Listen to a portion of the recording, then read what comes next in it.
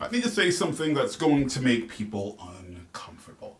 You listening? Are you there? It's simple. You don't actually like Japan. Yeah, that's it. You don't actually like Japan. You like cherry blossom, ramen, Studio Ghibli, and aesthetic apartment tours, and a very specific version of Japan that the internet has decided was Japan. I'm not saying that to clown you. Maybe I am a little bit. I'm saying, but I am saying it because like, before I'd gone down this journey, that was also me. Let's be clear. I didn't even know it at the time. But here's the thing about loving a filtered version of something. It feels completely real until you start actually learning the language. Until you sit in a room trying to understand a conversation and realize the Japan you love, it doesn't speak, it doesn't push back, it doesn't have a bad day or a complicated history or a concept that doesn't translate. It just looks good. And that is entirely the problem.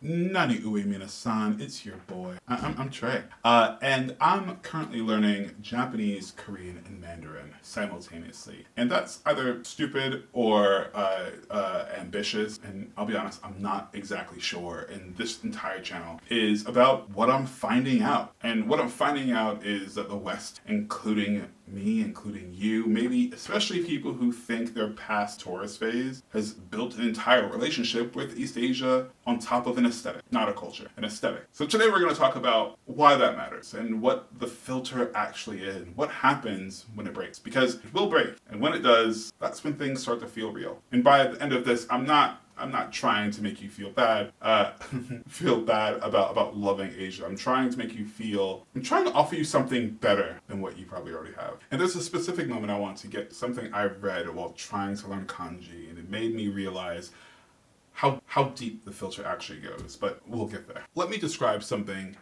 you've definitely seen. A Western creator, usually white, why not? Sometimes not, but usually white, goes to Japan for the first time. They land in Tokyo first, and they go, oh my god, it's so clean. The second thing is everyone is so polite. The third thing, they go, oh my god, guys, the food is amazing. And then they spend the next 7 to 15 videos just marveling at everything. They want to show you the 7-Eleven, they want to show you what they bought at 7-Eleven. How everything tastes. Is it taste test for all of these things necessary? The fact, the train system, the fact that vending machines exist outside. Every single thing is filtered through the lens of Japan is better. Japan has solved things. Japan is living in 2048 or whatever nonsense. And to be honest, I loved those videos. But here's what I started noticing. Nobody in those videos is confused. Nobody is wrong about anything. Nobody has a conversation they couldn't follow. Nobody encounters something that doesn't resolve itself cleanly, because the Japan in those videos isn't a country. It's a set. Let's be honest. The set has been built over decades. Anime did a lot of the construction. Studio Ghibli finished the paint job. Instagram put the lighting rig in. And now there's an entire Western culture architecture around Japan that is so beautiful, so internally consistent, so genuinely compelling, that engaging with the actual country almost feels rude. Like, how dare the real thing be more complicated than the version I fell in love with? I want to be precise about what I mean by the filter, because I'm not talking about Orientalism in the academic sense. I'm not writing a thesis here. I'm talking about something more specific and personal. The filter is consuming the output of a culture without engaging in the interior, without going deep, without actually understanding. And you can love Studio Ghibli and have never once been curious about Hayao Miyazaki. But that's okay. You can wear kimono-inspired jackets and have no idea what the word kimono literally means. You can eat ramen 3 times a week and not know the difference between tonkatsu and shio. And honestly, that's okay. That's fine. That's tourism. Tourism is legitimate. But there's a specific group of people, and I think a lot of you watching are in this group who have gone past tourism, right? Like, we've gone past tourism in your head without going past it in your habit, who feel like they're engaged with Japanese culture because they've consumed enough of it, who would be offended if you called them a tourist. And I think I was that person at some point. I had the playlist, I had the watch list, I had an opinion about which Ghibli film was underrated. I didn't know, and at the time, I did not know a single word of Japanese. And the filter isn't malicious. I don't think. I think knowing the surface isn't necessarily bad. It's not about disrespect. It's, to be perfectly honest, about ease. The estheticized version of Japan is easy to love. It's been packaged that way. It's been optimized for Western eyes that way. And the people packaging it aren't villains. Some of them are Japanese creators who figured out what sells. The issue isn't where the content comes from. The issue is what we think we know about what we've consumed. To triangulate this for a second, in New York, where I'm from, holler, we have a version of this with every culture on Earth. New York will sell the idea of a culture better than almost anywhere. You can eat Cuban food, Dominican food, Korean barbecue, Jamaican beef patties, all on the same block. You know what New York does not give you? It doesn't give you the interior, the living language, the actual friction of being inside a culture that isn't yours. New York gives you the best version of a product at a fair price, and that's not nothing. But it's not the culture. Not unless you engage. When I visit England, when I go to Europe, when I go outside of New York, the relationship is different, but it's not necessarily better. There's less infrastructure for East Asian culture. You know, the ramen can be good. The ramen is genuinely not as good almost anywhere else. But what you get is time, slower pace, less stimulation competing for your attention, which means when you go to sit down to actually study kanji, there's no big city pulling you away from it. And I started to notice things when I visit everywhere else, when I have this session at CJK.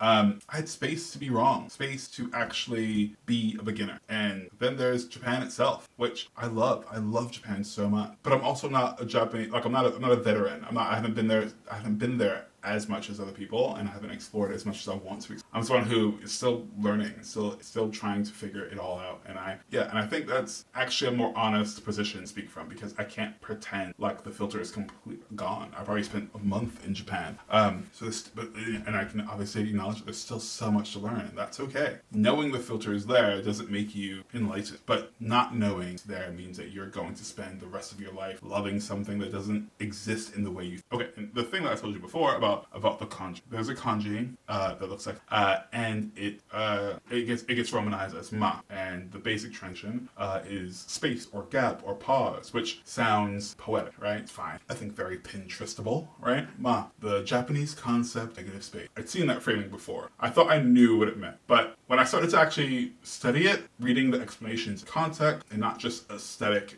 blog posts, I found that ma isn't really about negative space in the Western design sense. It's not an absence, it's charged space. The pause in the conversation that holds more meaning than the word around it. The gap between two people standing close that communicates the entire relationship. It's an active thing and not a passive. The Pinterest version of ma is Japanese people appreciate silence. Cool, beautiful, shareable. The actual concept of ma is silence is not absence of communication, it is the communication. The difference between silence as aesthetic, silence as meaning, is the entire gap between the filtered version of the real one. And it's not Japan's fault that we flattened it. We flattened everything. I want to tell you about something that I haven't really said out loud. Say Black American from me. I watched my own culture get estheticized and exported my entire life. The music, the slang, the fashion, all of it packaged, filtered, made safe for consumption, and sent out into the world without the context, without the history, without the weight of where it came from. And people who consume it thought they understood it. Thought loving the output meant they knew the interior. They didn't. They loved the filter. And when I started studying Japanese culture seriously, when I started hitting the places where it didn't resolve, where it pushed back, where I had to sit in confusion and discomfort before anything made sense, I recognized that feeling. Not as a Japanese person, I'll never know what it's like to be Japanese, but as someone who has watched a version of my own culture get loved incorrectly for decades, I recognize the structure of all of it. The filter is not love, it's comfort. Real love comes from sitting in the discomfort. Real love comes from the work of learning something, and like learning something instead of just consuming it. Real love asks, what does this actually mean to the people it belongs? Kintsugi, the Japanese art of repairing broken things with gold, gets used aesthetically all its beautiful cracks, imperfection, strength, lovely. But the actual philosophy behind it is it's about not hiding the damage, about making the history of something part of its value, about the repair being visible. That's what I'm trying to do here. I'm not hide the damage of the filter, but to make it visible, make it parts, make the repair part of the work. So the kanji story. Oh, wait, hold on. Here's the payoff.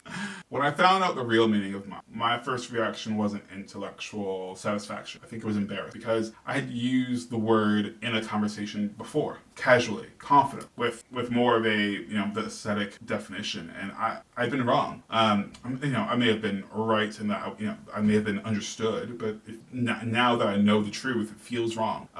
And it's not malicious, just consumer wrong, aesthetic wrong. And that embarrassment is data. It's the filter break, and the filter breaking is the beginning of actual engagement. So you don't actually like Japan, not yet. Maybe you can. The real thing is more interesting than the version, for sure. Harder, yes, pushes back. It doesn't always translate. It will make you feel again, and that's okay. Where you want. So before I wrap up, if you made it this far, please go down and like, subscribe. And while you're there, I would love to know what's a moment when the real version of the culture you love surprised you or embarrassed you, because I think those moments are more valuable than the pretty one. Drop it down below. I'll make sure to read it. And if you want to have a conversation time, let's do it over in the Discord. Until then, thanks so much.